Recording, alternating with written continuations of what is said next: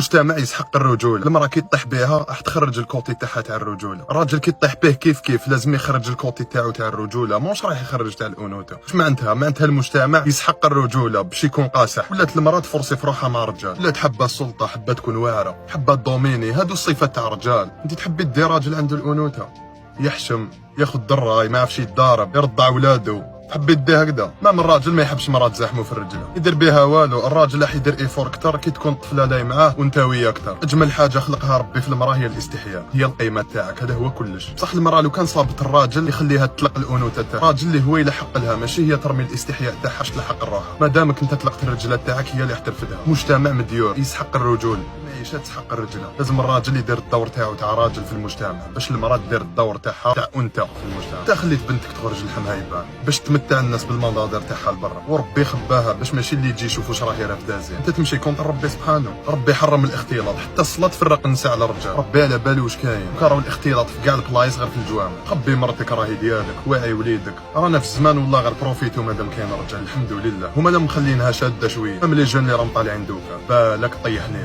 المرأة عندها شرف، انت الشرف تاعك مرتك، بنتك، يماك، ولادك. هذوك هما علاش راك عايش.